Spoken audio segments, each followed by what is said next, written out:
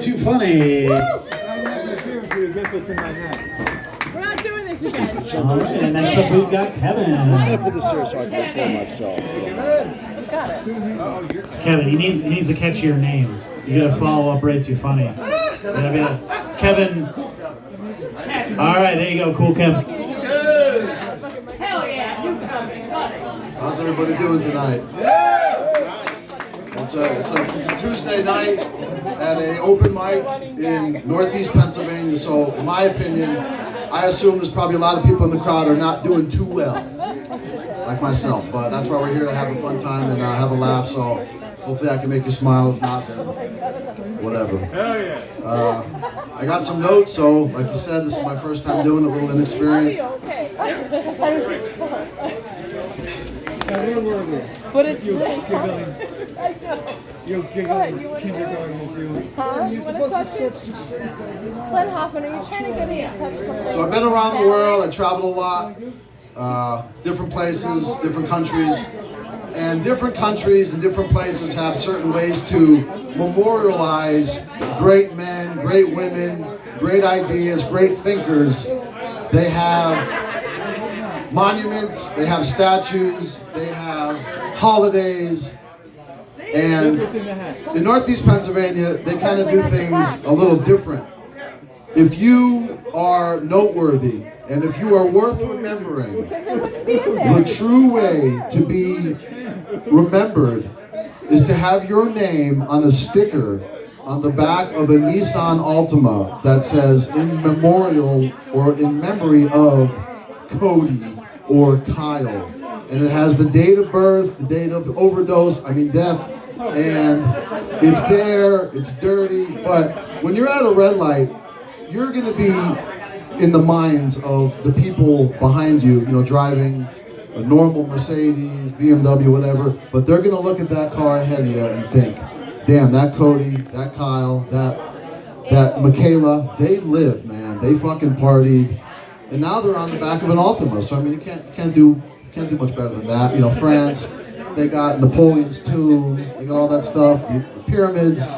Northeast Pennsylvania's got memorials on the back of vehicles. So it's something that I'm proud of, that I'm from here. And this area does have a lot of problems, and specifically childhood hunger. And it just makes me think, why don't these kids just get off their ass and go to the refrigerator and get something to eat? Are they that lazy? I don't know. That's the boomer answer, but obviously I'm making a joke. So a little bit about myself. I'm a veteran. Fuck with this. Is there any veterans in the crowd tonight? No? Okay. Well, I am your veteran representative, and on behalf of all veterans, I think we gotta tone it down, because I think we get a little bit too much pats on the back, a little bit too many discounts, holidays, all the bullshit. Because if you could say that Alec Baldwin killed more people than you, and you're a veteran, you gotta stop using that as an identity, man. You gotta give it up. You gotta stop. If Alec Baldwin has killed more human beings than you, a dude that spent 15, 20 years in the military, covered in tattoos, I know there's a lot of proud veterans that are out selling t-shirts and coffee and podcasts and all that, but I think we gotta tone it down. We gotta tone it down. I know what you're doing. It's definitely off center. Maybe a little bit off center. So I used to be in prison. I'd like to see people's reactions to that. No, I wasn't in prison as an inmate. Not at this moment. I used to work there. I used to work in a jail, state prison as it's called, and prison gets a bad rap.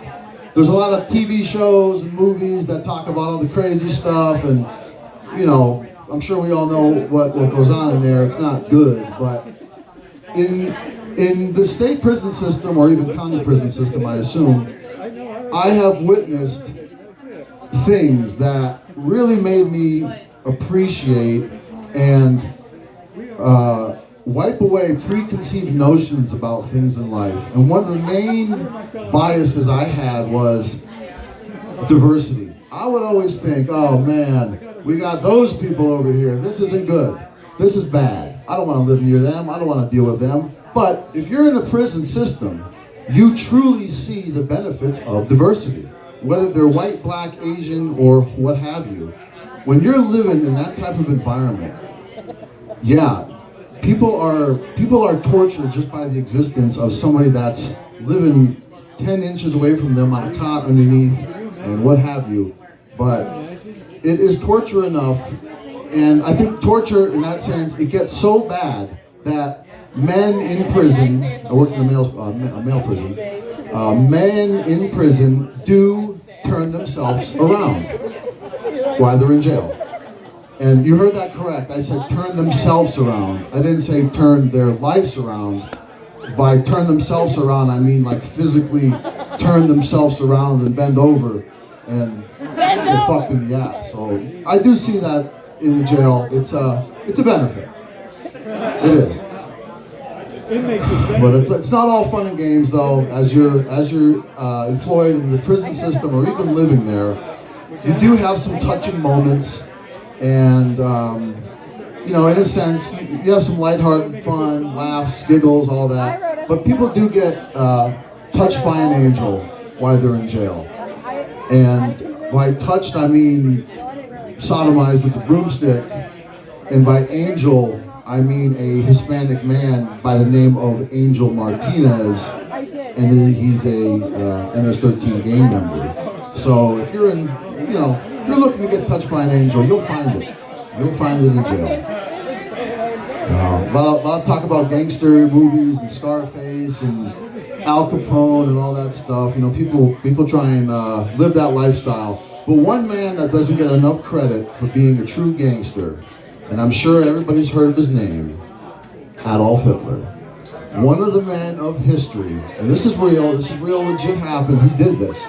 He had France sign the surrender document in the same train car that Germany had to sign the surrender document to France at the end of World War I. So he did it in World War II, and I don't know, there's really not much of a punchline with that. It's kind of like the equivalent of like signing divorce papers while you're like fucking your new wife or girlfriend or whatever. I just kind of, I think of it that way, but that's true. That's true. Hitler, he got carried away. He got a little carried away. I know that probably is alarming people to hear his name in this scenario, but he got carried away. He got mixed up with the wrong group of guys, and they just got to his head.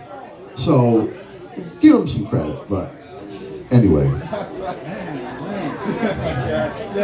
so speaking of divorce or separation, does anyone have parents that are a little too helpful when you're having like a breakup or, you know, physically moving away from your spouse?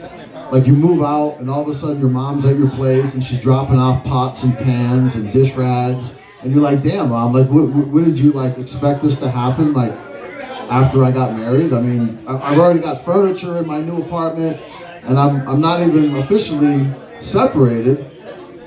And she's just like, well, you know, you gotta be prepared. But that's boomer parents. They do have their moments. They like to hold on to stuff for whatever reason. They collect things. But on the topic of boomer fathers are somewhat helpful in life, at least in my experience. And the lessons that they teach you, it may take decades for you to come to the realization that they helped you out or they were trying to help you out. But one of the rabbit holes I went down recently is health and wellness and all that stuff people see online, Joe Rogan, all that crap. And Bluetooth headphones, I guess they kind of like fuck your head up, like in a sense, the frequency, whatever. So now that I'm exercising at a gym consistently, I don't wear them. And I'm at a gym and I'm listening to the music that they play over the loudspeaker, and I'm getting flashbacks of like Rock 107 as a kid in my parents' garage, and like I'm getting swung on by I'm listening to the fucking Sultan of Swing by Dire Straits. it's like playing in the background. I'm lifting, I'm doing curls, I'm trying to get pumped up, and I hear, you know, Tom Petty or the Doobie Brothers, and I'm like, damn, I'm pumped up. Now I'm pumped up. It's reminding me of being a kid, and my father's like, stop moving the fucking flashlight, take the trash out, all that type of stuff. You know, you got these younger guys, I'm sure there's some gym bros in here. They go to the gym, they got this stinky hoodie on, they got the big ass Bluetooth, and they're like barely squatting their body weight. And you know they don't got any Tom Petty or Doobie Brothers in those headphones. I know they don't. On the topic of music, we had an artist over there before singing some good tunes, so they have some talent. But every time I hear John Lennon and Imagine, I always think of this. Do you think John Lennon imagined a .357 revolver? Do you think he imagined that? Like, just imagine that. Imagine a bullet going through your head, John.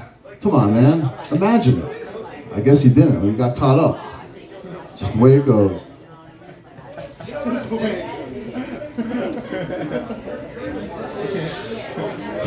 So yeah, I have a kid, and flashbacks to childhood. Does anyone remember looking for the remote? Like that. This is like in the '90s when you couldn't press a button or you couldn't use your phone. You had to like have a physical remote, and your father was drunk, or your mother, whatever, your stepmother, whoever. But they believed that you were the last person that were using it, and you're like looking under the same pillow. You're looking under the fucking refrigerator, and your father wants to watch Walker, Texas Ranger. You gotta find that remote, boy. The terror that I would feel looking for that remote. I don't know. It's something that kind of keep away from TV. It's kind of bullshit, but too much news, things like that. Really can't change your opinion. If you believe it, not really gonna make a difference. How do I follow inmates with benefits? You're thinking if anybody's got those, it's you. So I grew up watching a lot of, like talking about television, professional wrestling. Anybody watch that? I'm sure it had a lasting effect on your mind. It's really not much of a punchline with that. It's just kind of like the business itself is somewhat of a joke. But one thing I like to do is wear a Chris Benoit t-shirt if I go to a wrestling event. And people look at me like I'm crazy, and I'm like, he did what? No, huh? Chris Benoit, wait a minute. So you're telling me this man did that? And they're like, are you fucking with me? I'm like, no, man, I don't believe it. I don't believe that at all. Not the Rabid Wolverine. He would never do that type of shit. No way, man. That's a work. It's all made up. It's all bullshit. He's hiding out somewhere in fucking Peru. No, man, I don't believe it. You're not gonna change my opinion about Toothless Aggressive, man. Ain't gonna sway my opinion. I forgot. So it's February, last few weeks of February, and everyone knows it's our favorite month with our favorite people. They get to celebrate Black History Month. So I'm curious about what everybody out there did to celebrate Black History Month.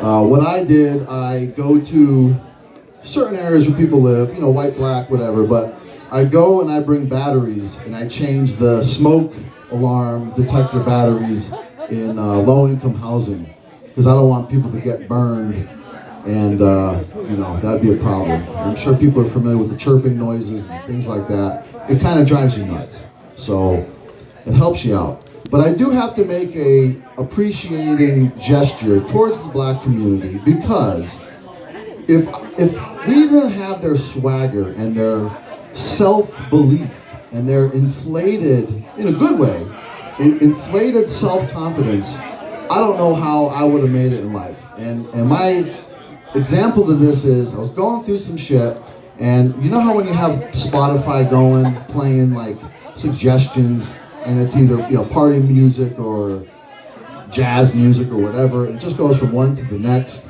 Well, it was kind of like breakup music. So I had Adele playing, and you know, I'm going through some shit.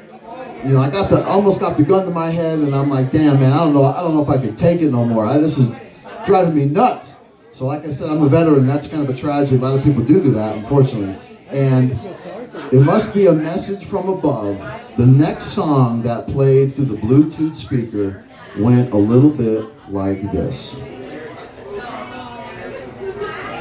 So Yin Yang, what are you gonna do 2 years after Whistle While You Twerk? She got her hands on her knees and then her bows on her thigh. She liked to twerk, and that for certain, because I tell how she fired. She got me hype, I wanna bite it right now. Yai, yai, yai. Say ay, ay, ay, ay, ay. So when I heard that song, I think, damn, I can't kill myself. We got Yin Yang twins playing here. I gotta go get some pussy, man. I'm not gonna blow my head off. You fucking kidding me? Odell, it's bullshit, man. So that's all I got for the night, and thank you. Have a good time. Appreciate it.